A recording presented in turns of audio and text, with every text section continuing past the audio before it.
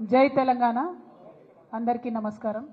తెలంగాణ ప్రజలందరికీ హృదయపూర్వకంగా నమస్కారాలు తెలియజేస్తూ ఇవాళ రాష్ట్రంలో జరుగుతున్నటువంటి పలు అంశాలపైన మాట్లాడేందుకు మేధావులతోని చర్చించేందుకు మేధావులు మొత్తం తెలంగాణ సమాజం ఏం ఆలోచిస్తుందో ప్రజలకు తెలియజేసేందుకు తెలంగాణ జాగృతి ఆధ్వర్యంలో రేపు సోమాజిగూడ ప్రెస్ క్లబ్లో ఉదయం 11 గంటలకు ఒక రౌండ్ టేబుల్ సమావేశాన్ని ఏర్పాటు చేయడం జరిగింది. మరి ప్రధానంగా ఈ రౌండ్ టేబుల్లో చర్చించాల్సినటువంటి అంశాలు ఏందన్నది ప్రజలతో కూడా పంచుకొని రేపు వస్తున్నటువంటి అనేక మంది మేధావులు ఇతర మిత్రులకు కూడా స్వాగతాన్ని తెలియజేస్తూ ఉన్నాము.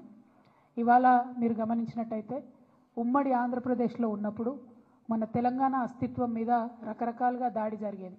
అది మన భాషను అవహేళన చేయడం కావచ్చు, మన యాసను అవహేళన చేయడం కావచ్చు, మన దగ్గర కవులు కళాకారులు లేదనడం కావచ్చు, లేకపోతే మన పాటలు కాకుండా మన పాటలను మరిపించేటటువంటి ఇంకొక పాటలను ప్రభుత్వ వేదికల మీద పాడించడం కావచ్చు, మన పండగలను అవహేళన చేయడం కావచ్చు, మన పండగలకు ప్రాధాన్యత ఇవ్వకపోవడం కావచ్చు, మన దగ్గర ఉండేటటువంటి గంగా జమున తహజీబ్ని అవమానించే విధంగా మాట్లాడడం కావచ్చు. ఇవన్నీ కూడా మనం ఉమ్మడి ఆంధ్రప్రదేశ్లో భరించినాం, వాటిని ఫేస్ చేసినాం, వాటిని దాటుకొని ఉద్యమం చేసి ఇవాళ ప్రత్యేక తెలంగాణ రాష్ట్రాన్ని సాధించుకోవడం జరిగింది.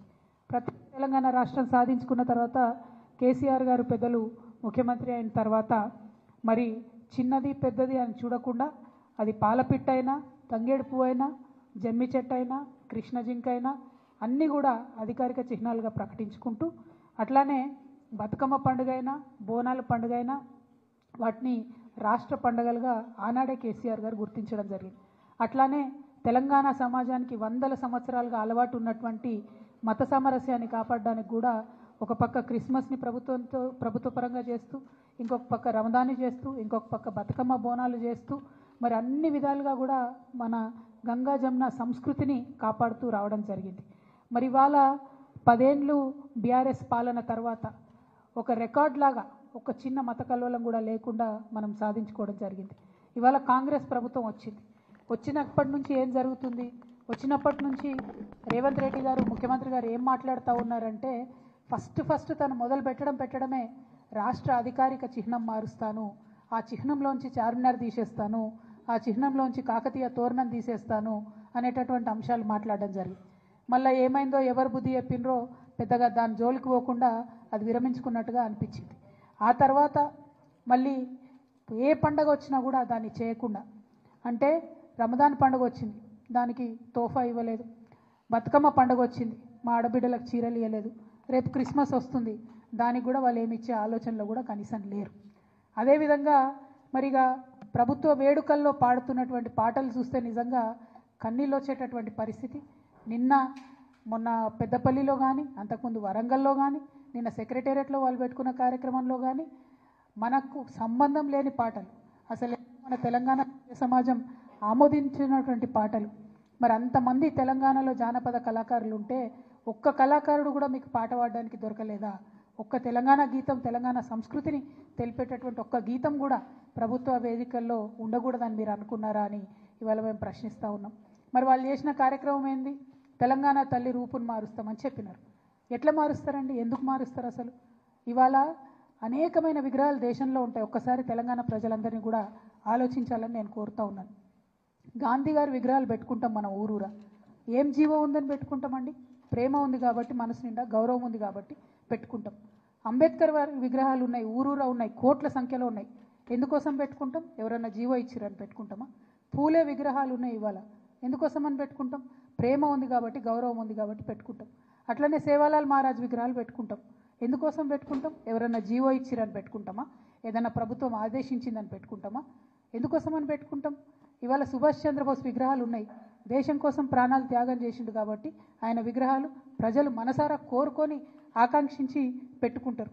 మరి శివాజీ విగ్రహాలు ఉన్నాయి ఇవాళ, చాలా పెద్ద ఎత్తున యువతంతా కూడా పెట్టుకుంటూ ఉంటారు కలిసి. ఎందుకోసం పెట్టుకుంటారు? ఎవరైనా జీవో ఇచ్చిరని పెట్టుకుంటారా? మరి తెలంగాణ తల్లి విగ్రహాలు కూడా వేల సంఖ్యలో ఉన్నాయి ఇవాళ, ప్రతి గ్రామంలో ఉన్నాయి, ప్రతి చోట ఉన్నాయి. కొన్ని పెద్ద గ్రామాలలో అయితే 2-3 ఉన్నాయి. ఎందుకోసం పెట్టుకున్నాం? అవి ఆనాడు ఉద్యమంలో మాకు స్ఫూర్తి నింపినటువంటి తల్లి కాబట్టి, అమ్మ కాబట్టి పెట్టుకున్నాం. ఇక భరతమాత విగ్రహాలు ఉన్నాయి, లేవా భరతమాత విగ్రహాలు? దానికి జీవో ఇచ్చిండ్రా? కేంద్ర ప్రభుత్వం జీవో ఇచ్చిందా? జీవో ఇస్తేనే జీవో పరంగానే పెట్టుకున్నామా? లేదు కదా, దేశభక్తితోనే పెట్టుకుంటాం. అందరికీ నమస్కారం. ఈరోజు కొంత సంతోషము కొంత బాధ రెండు కలుగుతూ ఉన్నాయి. 10 సంవత్సరాల అధికారంలో ఉండి బీసీలకు సంబంధించి ఎన్నడూ కూడా ప్రశ్న ఊసెత్తని వాళ్ళు రాజ్యాంగబద్ధంగా బలైన వర్గాలకు అవకాశం ఉండి రాజకీయ అధికారం ఉన్నప్పుడు న్యాయం చేయనోళ్ళు, సంస్థాగతంగా బలైన వర్గాలకు అవకాశం ఇయ్యనోళ్ళు, సామెతగా దయ్యాలు వేదాలు వల్లించినట్టు ఇలా వేదికలు పెట్టి బలహీన వర్గాల గురించి మాట్లాడుతుంటే ఒకవైపు ఆశ్చర్యం అవుతా ఉంది, మరొక వైపు బలహీన వర్గాల గొంతెత్తుకున్నందుకు అభినందనలు కూడా చెప్తాను. అట్లీస్ట్ ఆఖరికి అధికారం దిగినాకనన్నా మత్తు దిగితే మస్తుగా యాదికొస్తాయి అన్నట్టుగా ఆ అధికారం దిగినాక బీసీలు యాదికొస్తా ఉన్నారు. వాళ్లకు ముఖ్యంగా సోదరి కవిత గారికి అభినందనలు.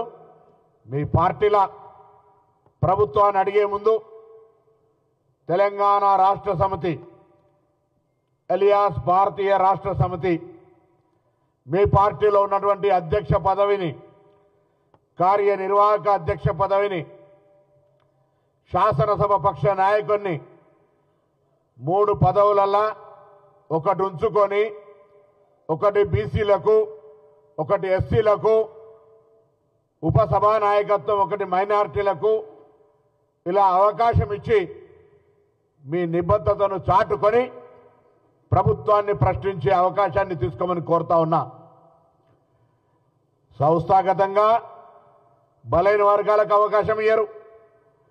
ప్రభుత్వం అధికారంలో ఉన్నప్పుడు బలైన వర్గాలకు మరి ఉప ముఖ్యమంత్రి పదవి ఇవ్వలే. ఉన్నటువంటి ఈటెల రాజేందర్ గారిని నేను కూడా హక్కుదారినంటే మెడలు పెట్టి గెంటేసినటువంటి పరిస్థితి, అవమానపరిచి వేధించినటువంటి పరిస్థితి బలైన వర్గాలకు తెలుసు. రాజకీయంగా బలహీన వర్గాలకు సంబంధించి మీ ప్రభుత్వం అధికారంలో ఉన్నప్పుడు పేద విద్యార్థులు చదువుకునేటువంటి పిల్లల మెస్ ఛార్జీలను కూడా 2004 నుంచి 14 వరకు కాంగ్రెస్ పార్టీ అధికారంలో ఉంటే గ్రీన్ ఛానల్ ద్వారా మెస్ బిల్లులను పేమెంట్ చేసేవాళ్ళం. 2014లో మీరు అధికారంలోకి వచ్చి 2023 డిసెంబర్ దాకా 4 ఏళ్ల బకాయిలు పెట్టడం వల్ల నాణ్యత లోపించి విద్యార్థులకు ఇబ్బందులు కలిగినాయి. మళ్ళీ ప్రభుత్వాన్ని మేము కోరడమే కాదు, ప్రభుత్వం మెస్ ఛార్జీలను పెంచుతూనే మెస్ ఛార్జీలందరికీ కూడా ఆన్ టైం పేమెంట్లో చేయాలనేటువంటి నిర్ణయం తీసుకోవడం జరిగింది. అంతేకాదు ఇలా రాజకీయంగా కూడా మా దగ్గర ముఖ్యమంత్రి గారు ఒక వర్గం నుంచుంటే పార్టీ అధ్యక్ష పదవి ఒక వర్గం దగ్గర, మా పార్టీలో బలహీన వర్గాలకు ఏదైనా అన్యాయం అయితే అంతర్గతంగా ప్రజాస్వామికంగా మేము గొంతెత్తగలుగుతాం. మీ పార్టీలో స్వేచ్ఛ ఉందా? మీ పార్టీలో ఇలా మీ నాయకత్వంలో పోరాటం జరుగుతూ ఉన్నది. మీరు ముసలి కన్నీరు గార్చడానికి ఉదయం 11 గంటల కంటే నేను కరీంనగర్ నుంచి వస్తూ టీవీలో చూస్తూ ఉంటుంటే 12:30 తర్వాత వచ్చి జనం లేక మీ కళాకారుడు పాటలు పాడని ఆయన పేరు పాపం సపాటు కొట్టూరి అని బతిమలాడుతూ ఉన్నాడు పాపం. సంతోషం ఏదేమైనా మీరు ఇలా బీసీల గురించి మాట్లాడుతున్నారంటే,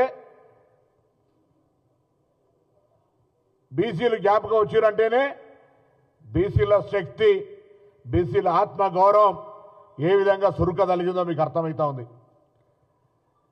మీరు మొత్తం సమగ్ర కుటుంబ సర్వే చేసిండ్రు. ఆ సమాచారాన్ని బయటపెట్టి ఏ వర్గాలు ఎంత ఉన్నారో తెప్పి వాళ్ళకు సరైన న్యాయం చేసే ప్రణాళిక తీసుకొని ఉంటే ఇలా బీసీలు ఈ రకంగా మిమ్మల్ని ఏమనేటువంటి వాళ్ళు కాకుండే